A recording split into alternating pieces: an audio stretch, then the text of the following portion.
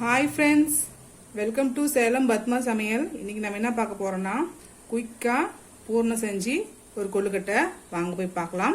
அதுக்கு முன்னாடி நம்ம சேனல் இப்போதான் புதுசா பார்க்கறீங்கன்னா சப்ஸ்கிரைப் பண்ணிக்கோங்க. பக்கத்துல இருக்கிற பெல் பட்டனையும் கிளிக் பண்ணிக்கோங்க. இப்போ பூர்ண செய்யறதுக்கு நம்ம கொஞ்சம் பொருள்லாம் வறுக்கணும். பாத்தீங்கன்னா நான் வந்து ஒரு கப் அளவுக்கு வெள்ளை எள்ளு வச்சிருக்கேன். அதை வறுத்துக்கலாம்.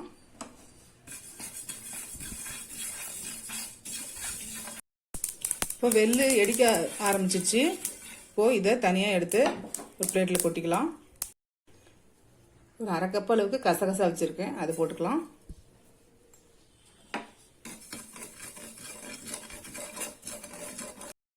பாருங்க, கசகசாவும் வெடிக்க ஆரம்பிச்சிச்சு. இது வறுபட்டுருச்சு. இதையும் நம்ம தட்டில் எடுத்து கொட்டிக்கலாம். ஒரு கப் அளவுக்கு பொட்டுக்கடலை வச்சுருக்கேன், அதையும் போட்டு லைட்டாக வறுத்துக்கலாம். இது லைட்டாக சூடு ஏறினா போதும். இப்போ பொட்டுக்களையும் ரெடி ஆயிடுச்சு, எடுத்துடலாம். இப்போ பாருங்க, நம்ம வறுத்த பொருள்லாம் ஆறிடுச்சு. இதை நான் மிக்சியில் போட்டு அரைச்சிட்டு வந்துடுறேன்.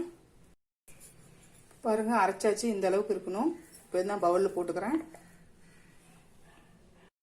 பார்த்தீங்கன்னா இது ஒரு கப் அளவுக்கு வெல்லம் வச்சுருக்கேன், நுணுக்கி தான் வச்சுருக்கேன். இதை நான் மிக்சியில் இன்னொரு வாட்டி ஒரு ஓட்டு ஓட்டிட்டு வந்துடுறேன். இப்போ இந்த வெல்லத்தை இதில் போட்டுக்கலாம்.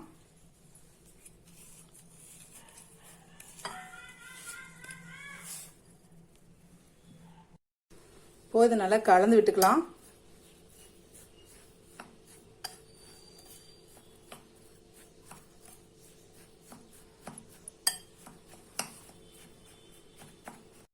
இப்போ இதில் ஒரு கப் அளவுக்கு தேங்காய் துருவல் வச்சுருக்கேன், அதை போட்டுக்கலாம். கொஞ்சமாக ஏலக்காய் பொடி இது போட்டு நல்லா கலந்துக்கலாம். இப்போ பாருங்கள், பூர்ணம் நமக்கு ரெடி ஆயிடுச்சு. இது ஒரு பக்கம் இருக்கட்டும். இப்போது மேல் மாவு செய்யறதுக்கு இந்த கப்பில் ஒரு கப் அளவுக்கு அரிசி மாவு, அதில் 1.5 கப் அளவுக்கு நம்ம தண்ணி ஊற்றிக்கலாம். இன்னொரு அரை கப்பு. இதில் நான் கொஞ்சமாக நெய் ஊற்றுறேன். உப்பு 2 சிட்டிகை அளவுக்கு போடுறேன். நெய்க்கு பதில் எண்ணெய் கூட ஊற்றிக்கலாம், நல்லெண்ணெய் ஊற்றிக்கலாம். இப்போ தண்ணி கொதிக்கட்டும். இப்போ தண்ணி கொதிக்க ஆரம்பிச்சிருச்சு. இப்போ ஃப்ளேம் வந்து மீடியமில் போட்டுட்டு அரிசி மாவு கொட்டிக்கலாம்.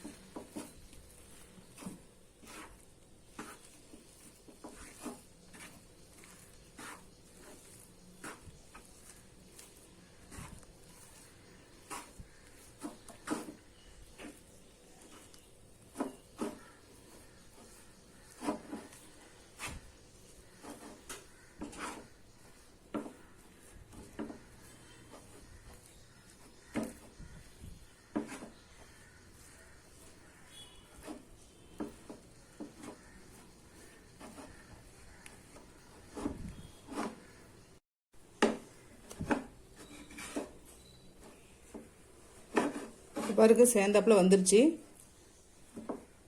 இப்போ ஸ்டவ் ஆஃப் பண்ணிடலாம்.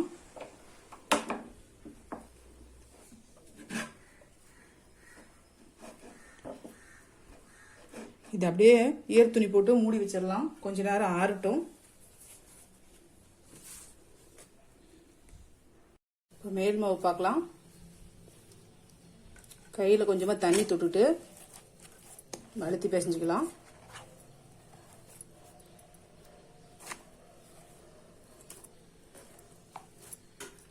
சூடு இருக்குதாங்க செய்யும்.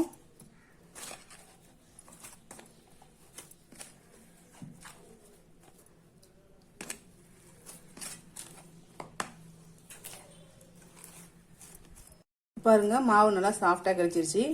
இப்போ நமக்கு தேவையான அளவுக்கு எடுத்துக்கிட்டு மீதி மாவை இந்த மாதிரி ஈர துணி போட்டு க்ளோஸ் பண்ணி வச்சுக்கலாம். பாருங்க, இந்த மாதிரி மோல்டு எடுத்திருக்கேன். நான் இதில் எண்ணெய் தடவிக்கிறேன்.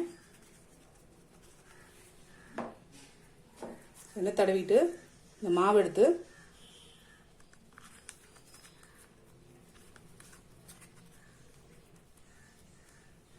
ரெண்டு பக்கமும் அழுத்தி விட்டுக்கலாம்.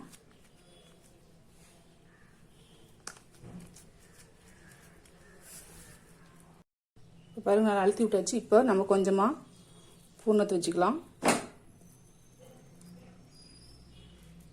இப்போ க்ளோஸ் பண்ணிக்கலாம்.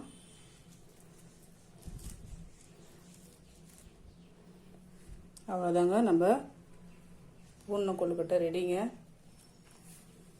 இந்த மாதிரி எல்லாமாவே பண்ணிக்கலாம். பாருங்க, இட்லி பாத்திரத்தில் வந்து நான் தண்ணி ஊற்றி தண்ணி கொதிக்கணும். கொதிக்க ஆரம்பிச்சதுக்கப்புறம் தான் வைக்கணும். இப்போ நம்ம இந்த கொழுக்கட்டை எடுத்து ஒன்றா வச்சுக்கலாம். இப்போது க்ளோஸ் பண்ணிக்கலாம். க்ளோஸ் பண்ணி 7லேருந்து ஒரு 10 நிமிஷம் வேக வச்சுக்கலாம்.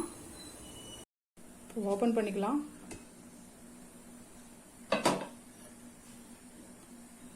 வெந்துருச்சுங்க. நம்ம பூர்ண கொழுக்கட்டை ரெடிங்க. ஸ்டவ் ஆஃப் பண்ணிடலாம். இப்போ பாருங்க, நம்ம செஞ்ச இந்த பூர்ண கொழுக்கட்டை ரெடி ஆயிடுச்சு. இது பார்த்தீங்கன்னா இந்த பூர்ணம் கொஞ்சம் குயிக்காகவே பண்ணிடலாம். நல்லா டேஸ்ட்டாக இருக்கும். ட்ரை பண்ணி பாருங்க. இந்த வீடியோ உங்களுக்கு பிடிச்சிருந்தாக்கா லைக் பண்ணுங்க, ஷேர் பண்ணுங்க, கமெண்ட் பண்ணுங்க.